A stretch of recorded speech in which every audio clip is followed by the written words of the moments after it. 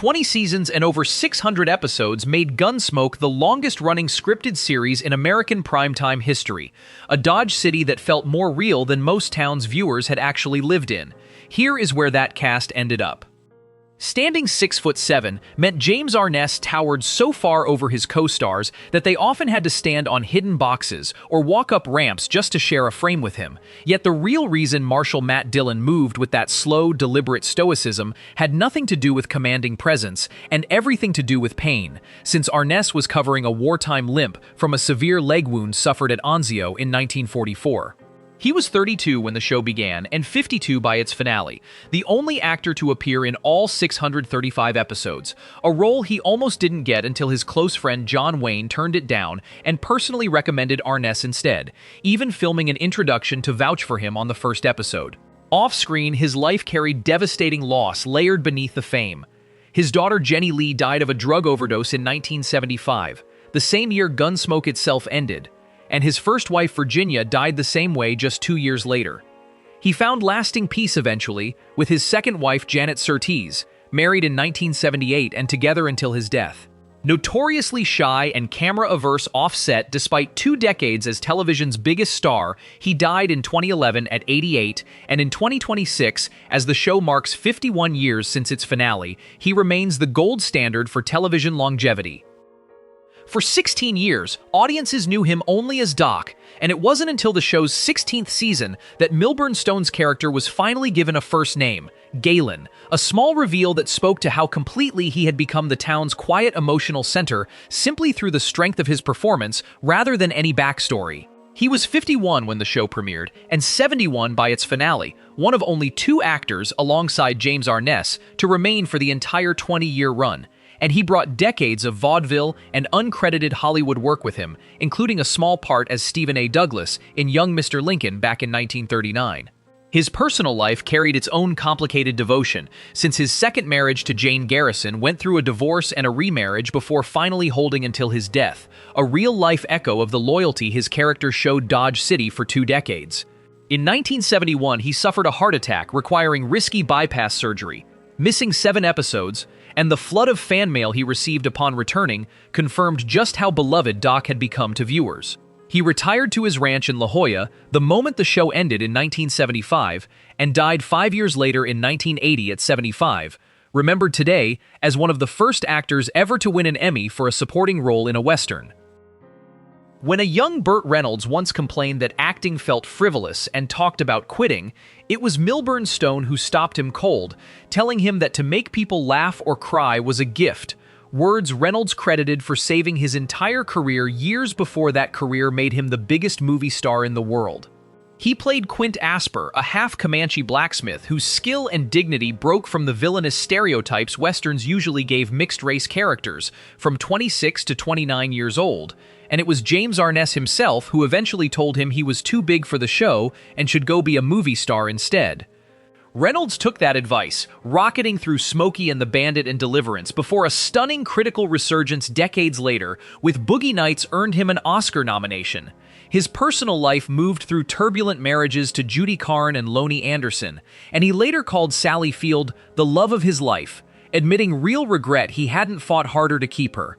A broken jaw led to a painkiller addiction and dramatic weight loss in the 1980s that sparked false AIDS rumors, and he filed for bankruptcy in 1996 despite decades of massive earnings. He died in 2018 at 82, and a major 2026 retrospective frames his Gunsmoke years as the training ground that turned him from brute to leading man. Fans who met Ken Curtis in person were often stunned into silence, since the dapper, clean-shaven man with a rich baritone singing voice bore almost no resemblance to Festus Hagen, the scruffy, illiterate but quietly wise deputy he played from 47 to 59 years old, a character he had actually created years earlier for John Ford's The Searchers, basing the nasal drawl on a hard-drinking dry-land farmer he once knew in Colorado. Long before any of that, he had been a big band singer good enough to replace Frank Sinatra as Tommy Dorsey's vocalist, and later fronted the Sons of the Pioneers, a career entirely built on the polish Festus never showed a hint of. His personal life briefly connected him to Hollywood royalty through his second marriage to Barbara Ford, daughter of legendary director John Ford, though that marriage ended the same year he became a Gunsmoke regular, and he found lasting stability afterward with Tori Ahern Connolly, married until his death. He grew so effective at playing Festus that finding other roles became nearly impossible, so he embraced it fully, touring rodeos and fairs, performing as the character for years after the show ended. He died in 1991 at 74, and in 2026, 35 years later, Festus's folksy wisdom continues circulating as one of social media's favorite forms of old-fashioned common sense. The limp was entirely his own invention, dreamed up for his audition specifically to make Chester Goode look nothing like the strapping Matt Dillon he served, and Dennis Weaver maintained that awkward gait for 9 straight years as Marshall Dillon's loyal, non-violent assistant, a choice he later regretted once it left him with real back and knee pain that outlasted the role itself. He played Chester from 31 to 40, walking away from the show because he felt trapped by the Sidekick label, a gamble that paid off spectacularly once Steven Spielberg cast him in the cult thriller Duel and then gave him the lead in the hit series McCloud. His marriage to Jerry Stowell, which began just after World War II, lasted 61 years until his death, one of the rare true lifelong romances in Hollywood history. A strict vegetarian and early environmentalist, he built a Colorado home called Earthship entirely from recycled tires and cans decades before green living became fashionable, and he founded the Institute of Economics to push the industry toward more sustainable practices, often clashing with studio norms along the way. He died in 2006 at 81, and in 2026 he is remembered as much for Duel, still taught in film schools as a masterclass in tension, as he ever was for the character whose limp he invented to survive an audition. In his final months, dying of lung cancer he kept hidden from the public, Glenn Strange still showed up to play Sam Noonan, the steady, mostly silent bartender at the Long Branch Saloon, and when he grew too weak to stand, the crew quietly built him a hidden seat behind the bar so he could keep appearing to work in the town he clearly didn't want to leave. He was 62 when he joined the cast and 74 in his final appearance, though long before Dodge City he had been a monster rather than a cowboy, taking over the role of Frankenstein's creature from Boris Karloff across 3 Universal classics. A towering 6'5" frame that James Arness specifically requested for Sam, reportedly saying he wanted someone big enough to look him in the eye. Of Irish and Cherokee descent, he spoke fluent Cherokee as a boy, and his personal life included 2 marriages, the second to Minnie Thompson lasting 36 years until his death, raising 3 daughters across both marriages. Arness and the crew quietly adjusted schedules around his failing strength in his final year, protecting his dignity as much as his job. He died in 1973 at 74, and horror conventions still celebrate him as one of film's big 3 Frankenstein actors, a legacy shared with almost no one else who ever wore a Marshall's badge.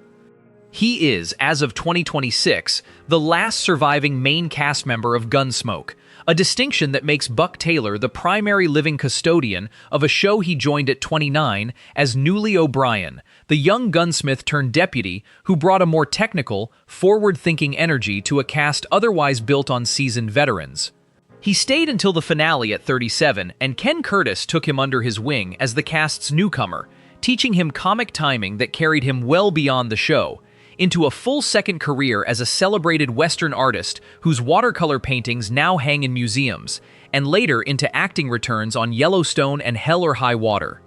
His father, character actor Dub Taylor, gave him an early foothold in the industry, and Taylor built his own family life around it, marrying actress Judy Nugent before that ended and finding his current partnership with Goldie Ann Malden in 1995, who frames the paintings that now define his legacy as much as his acting does. Tragedy struck in 1994 when his son Adam died in a motorcycle accident just days before his 28th birthday, a loss that shaped the rest of his life. Now 88, he still travels the Western circuit selling his art and appears at Gunsmoke's 70th anniversary events this year, the last man standing from a town that shaped television history. He used to joke that he was the designated victim of Dodge City, since whenever a script needed a shopkeeper robbed, shot, or threatened just to prove how dangerous a villain was, the job usually fell to Dabbs Greer's Mr. Jonas, the storekeeper who represented the town's ordinary, frightened civilians across scattered appearances between 39 and 57 years old. He never married and lived a quiet, private life in Pasadena, a contrast to how thoroughly he became one of the most recognizable faces in American television, later finding an entirely different kind of fame as Reverend Alden on Little House on the Prairie. In a poetic bookend few actors ever get, his very first screen credit came in the debut episode of the 1952 television Superman, and his very last role, nearly 50 years later, was playing the ancient, dying version of Tom Hanks's character in The Green Mile. Despite a career built on meek shopkeepers and gentle clergymen, he was a sharp real estate and stock investor in real life, quietly building a fortune he eventually left to charity and distant relatives rather than family of his own. He worked well into his 80s despite kidney and heart disease in his final years, and he died in 2007 at 90, remembered in 2026 trivia circles for one of the widest career spans in television history. Playing Louis Feeders, the town drunk who stumbled through Dodge City with a strange kind of dignity and loyalty to Matt Dillon, meant James Nusser had to draw on a version of himself he had spent years trying to leave behind, since he was a recovering alcoholic playing the very behavior he had fought hard to overcome, a courageous choice rather than a comfortable one. He was 56 when the role became a fixture and 70 by the show's finale, having already built a career voicing characters on the original Gunsmoke radio series before making one of the smoother transitions from radio to television. Producer Norman Macdonald reportedly had to fight network executives to cast him at all, since Nusser's performance as a drunk was so unnervingly realistic that some worried it crossed a line, not realizing how much real experience sat behind it. His wife Alice stood beside him through more than 50 years of marriage and 2 children, a steady counterweight to the public struggle his most famous role required him to relive on camera. Despite everything Louis represented, Nusser himself was sharp, educated, and articulate, a contrast few viewers ever suspected. He died in 1979 at 74, and his performance is still studied today as one of the earliest examples of turning a one-dimensional trope into something fully human. Roger Ewing walked away from Hollywood entirely in the early 1970s, trading the cameras for a career as a fine art photographer that ended up lasting decades longer than his time playing Thad Greenwood, the naive young deputy brought in to fill the gap Burt Reynolds left behind. He was only 23 when he joined the cast largely as network insurance in case James Arness walked away from a contract dispute, and when Arness stayed, Thad quietly became redundant and Ewing was written out 2 years later at 25. Fans were initially cold to him, unwilling to accept anyone replacing the charismatic Quint, though Ken Curtis and the rest of the cast treated him with real warmth during the transition. He never married, choosing instead a quiet, guarded life in Morro Bay, California, disillusioned with the contract negotiations and typecasting that came with fame, though he briefly re-entered public life in 2003, running for the local city council, proving his disinterest in Hollywood was never disinterest in community itself. He passed away on December 18, 2025, at 83, and because his death came so recently, tributes and retrospectives are still actively circulating throughout 2026, remembering him less for what he played and more for how completely he chose to walk away from it.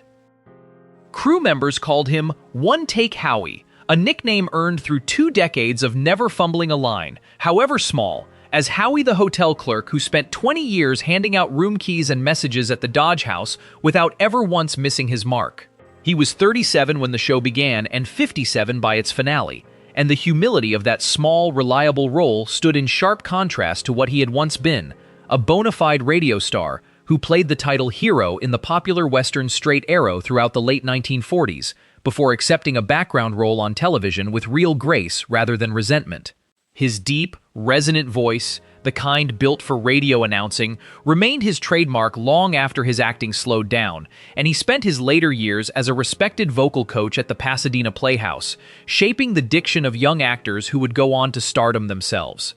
His personal life settled into a second marriage with Lois Hayes that lasted until his death, following an earlier marriage to Maxine Bourne that ended in divorce. His death was sudden, contracting meningitis while vacationing in Hong Kong in 1984 and dying shortly after at 66. In 2026, old-time radio enthusiasts remember him far more vividly than television audiences ever did, honoring him as one of the great voices of that earlier golden age.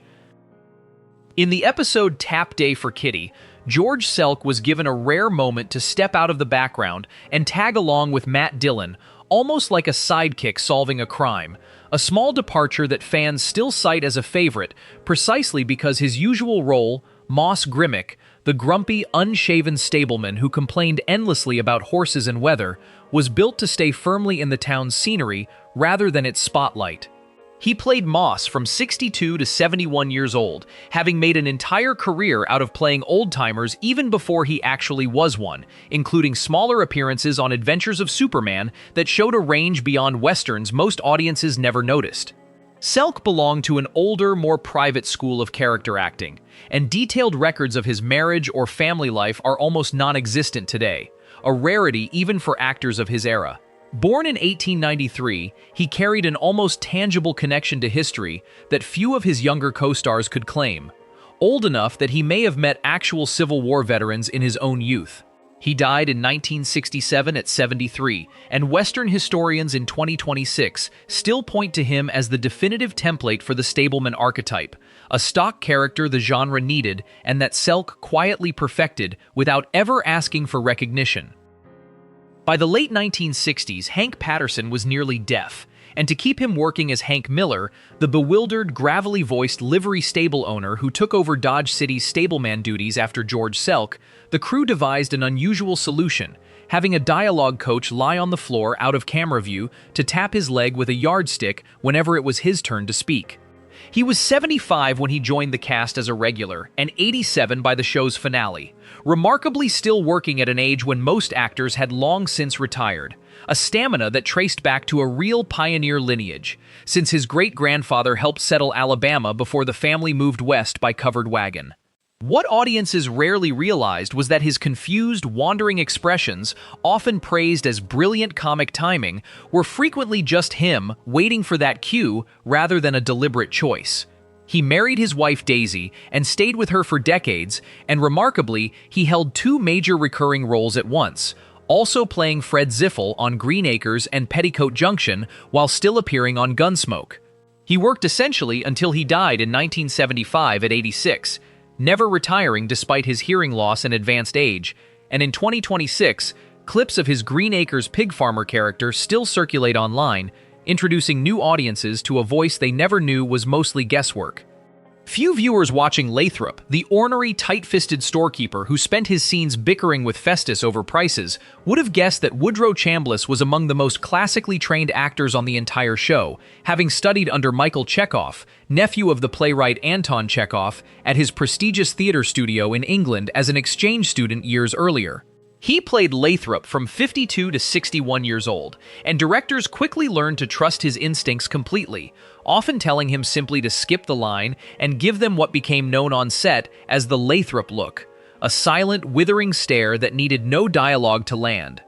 His wife Erica was also an actress, and the two worked together as a real creative partnership, even appearing on screen together as grandparents in the 1978 television movie Forever. He later found a memorable role playing the eccentric cousin Zadok Walton on The Waltons, reinforcing his standing as one of television's most reliable rural character actors despite his sophisticated European training. He lived out his years in the artist community of Ojai, California, a fitting home for a man whose simple, hick roles concealed real theatrical depth. He died in 1981 at 66, and film students in 2026 still study his career as proof that classical training can find real power even in the most unassuming genre roles.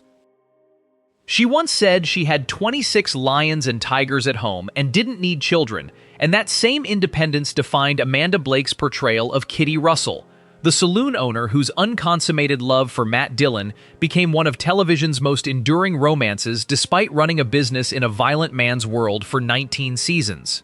She played Kitty from 26 to 45, leaving a year before the show ended, tired of the commute from Phoenix and joking that 19 years was a long time for anyone to be stuck behind a bar. Away from Dodge City, she and her third husband Frank Gilbert ran an animal compound in Arizona, pioneering the breeding of cheetahs in captivity, work that meaningfully supported the species' survival in American zoos. A heavy smoker for decades, she developed oral cancer in 1977, requiring reconstructive surgery to her tongue and jaw, and rather than retreat from public life, she relearned to speak, and became a fierce anti-smoking advocate, later receiving the American Cancer Society's Courage Award from President Reagan. Her death in 1989 at 60 was quietly understood to involve complications from AIDS, one of the earliest such losses the public would recognize, though her family initially kept that detail private. In 2026, the animal sanctuary she helped found still bears her name, honoring a woman who spent her life fighting for creatures who couldn't speak for themselves. Matt and Kitty never said the words out loud, but Dodge City always knew. What do you think kept them from ever saying it? Subscribe for more from